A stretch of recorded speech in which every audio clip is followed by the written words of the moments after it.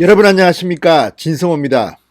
지금 옵티머스와 라임, 이 두 대형 사기 사건 때문에 검찰이 발칵 뒤집혔습니다. 특히 라임 자산운용 그리고 옵티머스 펀드 사건을 수사해온 문재인 검찰이 이 사건을 알고도 그동안 부실 수사를 했다는 의혹에 휩싸여 있습니다.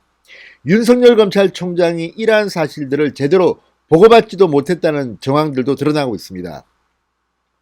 윤석열 총장은 상당히 열받은 것으로 보입니다. 뒤늦게 이 사건에 대해서 로비 의혹까지 철저히 수사하라고 이성윤 서울중앙지검장에게 특별 지시했다고 합니다. 근데 문제는 이 라임 펀드 그리고 이 라임 자산운용과 옵티머스 펀드 사건이 액수가 너무 크다는 겁니다. 라임은 1조 6천억, 옵티머스는 5천억대의 피해를 입혔습니다. 이 피해자들의 눈물과 피눈물과 이 한을 어떻게 주워 담을 겁니까? 정권이 쓰러질 때 보면 이런 대형 스캔들들이 터지고 합니다. 지금 문재인 정권의 이 스캔들에는 청와대 민주당 고위 실세들의 이름이 지금 오르내리고 있습니다. 문제는 검찰이 이것을 알고도 그동안 흐지부지 수사했다는 의혹입니다. 조선일보와 동아일보가 일제히 이런 검찰에 대해서 비판하는 기사를 내보냈습니다. 이 조선일보는 이러한 이 여당 핵심 인사들의 연루 의혹을 뒷받침하는 진술과 자료들을 일찌감치 검찰이 확보하고도 그동안 대충 넘어가려 했다는 의혹을 제기했습니다. 동아일보는 옵티머스 사건에 주목합니다. 이미 두 차례나 이 사건을 해결할 수 있는 결정적인 순간이 있었는데 검찰이 이것을 눈감았다는 그런 의혹을 제기합니다. 강남경찰서, 서울중앙지검이 이 사건을 미리 처리할 수 있는 그런 고발을 받았는데 내부 고발을 받고도 덮어버렸다는 겁니다. 무혐의 처리했다는 겁니다. 자, 윤석열 검찰총장 이것을 어떻게 처리할지 한번 지켜보겠습니다.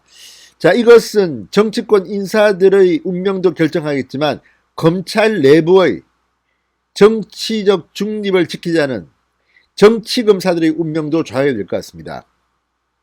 조선동아의 기사대로라면 지금 검찰 간부들 확 잘라야 됩니다. 바꿔야 됩니다. 줄줄이 옷을 벗는 사태가 이어질 수도 있습니다. 제대로 수사만 한다면 말이죠. 진성호의 융단 폭격 시작합니다. 문재인 검찰을 융단 폭격합니다. 방송에 앞서 아직 진성호 방송에 구독자가 아니신 분들은 붉은색 구독 버튼 눌러주십시오. 더 좋은 방송으로 보답하겠습니다. 자, 지금 실명이 거론된 사람들이 많습니다. 물론 이 사람들이 전부 다 죄가 있다는 것도 아니고 억울한 사람도 있을 겁니다만 문건에 나오고 법정 진술에 나온 사람들 이름 몇몇만 봐도 대단합니다. 강기전 전 청와대 정무수석, 청와대가 직접 연루됐다는 의혹의 당사자입니다. 물론 본인은 펄쩍 뛰고 있습니다. 그렇지만 강기정 이름이 법정에서 거론됐습니다. 자, 지금 여러 가지 이름이 나오고 있지만 그 중에 한 명은 민주당의 현역 기동민 의원의 이름이 나옵니다. 김영춘 국회 사무총장, 부산 지역에서 다선 의원입니다. 부산 지역에서는 한 번 했지만 대권 주자로까지 거론되는 김영춘 전 의원의 이름도 나옵니다. 자, 이런 가운데 이들의 출소안을 앞두고 지금 검찰이 상당히 흔들리고 있습니다. 그동안 뭐 했느냐는 겁니다. 뿐만 아니라 이미 결정적인 내부 고발을 받고도 그동안 수사를 덮었던 이유가 뭘까요? 이 뒤에서 검찰을 조종했던 세력이 있다면 검찰 조직 자체가 이번에 리셔플 해야 되는 것 아닌가 이런 비판도 나옵니다. 윤석열 총장이 결단한다면 문재인 정권 게이트가 폭발할 것이라는 그런 조심스러운 관측도 나옵니다. 자, 피해액이 1조 6천억, 5천억 엄청납니다. 이것을 검찰이 부실수사했다면 이것은 국민들의 원성을 들어도 쌉니다. 자, 지휘라인, 친정권 인사 이런 간부들이 있는데도 문재인 정권을 보호하기 위해서인지 검찰은 애서 수사를 축소 은폐하려 한 게 아닌가 이런 의혹입니다. 자, 조선일보는 검찰 내부에서도 정권의 안위를 위해 요소에서 여권 수사를 봉쇄한 것이라는 비판이 제기되고 있다고 보도했습니다. 한 검찰 간부는 조선일보와의 통화에서 문재인 정권은 인사를 통해 정권 수사를 틀어막았다. 추미애 장관은 올 초 부임 이후 청와대의 울산시장 선거 개입 사건 수사팀을 공중분해한 데 이어 모두 4차례 검사 인사를 통해 서울중앙지검과 동남북서 지금의 주요 사건 지휘라인의 친정권, 호남 출신 검찰 간부들을 배치했다고 조선일보가 보도했습니다. 이들은 민감한 수사가 여권으로 번지지 않도록 제동을 거는 역할을 직간접적으로 한 것으로 알려져 있다. 자, 이렇게 단정적으로 조선일보가 보도한 근거는 있어 보입니다. 지금 검찰의 빅4 요직은 전부 다 호남 출신 인사들이 맡고 있습니다. 아무리 호남 출신의 인재가 많다 하더라도 이런 인사는 없었습니다. 지역 편중 인사가 이렇게 심했던 적이 있었습니까?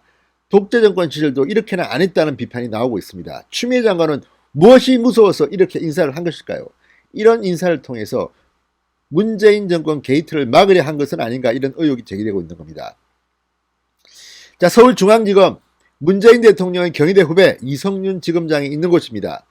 서울중앙지검은 지난 6월 옵티머스 수사에 착수한 지 얼마 안 돼서 청와대와 민주당 등 여권 고위 인사 20여 명 실명이 거론된 옵티머스의 내부 대책 문건을 확보했고, 이후 다른 자료와 관련자 진술을 확보했지만 로비 의혹 수사를 본격화하지 않았다고 비판받고 있습니다.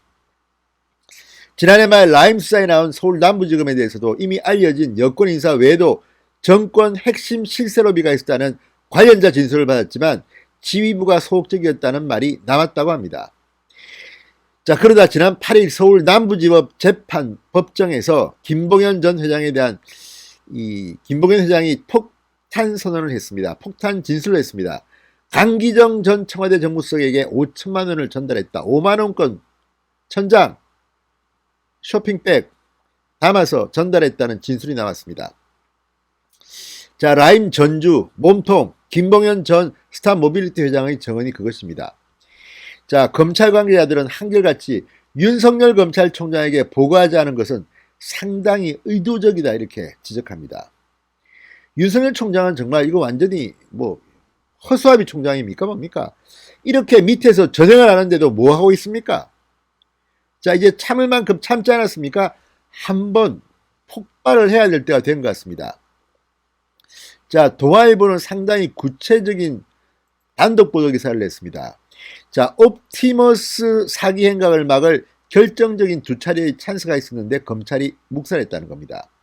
자, 옵티머스 자산운용 김재현 대표가 2018년 한국방송통신전파진흥원 투자금을 유용한 혐의로 내부 고발됐지만 고소인이 갑작스럽게 고소를 취하합니다. 그리고 불기소 처분을 받은 사실이 밝혀졌습니다.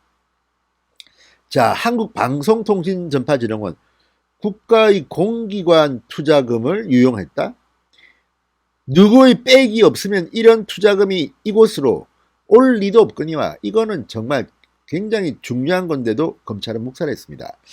특히 당시 고소 내용에는 정영재 전 옵티머스 대테투자 대표가 공모자로 들어가 있었습니다. 정 전 대표는 옵티머스 펀드의 90% 이상을 판매해 펀드 스타격을 폭발시켰다는 평가를 받는 NH투자증권을 연결시킨 당사자로 의심받고 있는 인물입니다. 그런데 이 2018년 2월 김 대표가 정 전 대표와 공모해 옵티머스에 투자된 전파진흥원 자금으로 성지건설을 인수했다는 내용의 고소장이 서울 강남경찰서에 접수됩니다. 내부 관계자 A씨는 김 대표를 업무상 배임 혐의로 고소했다가 돌연 착오였다며 더 이상 조사를 원치 않는다는 의견을 냅니다. 이 강남경찰서의 수사는 서울중앙지검의 지휘를 받았습니다. 그런데 이 역시 무슨 이유에서인지 무혐의 처리됩니다.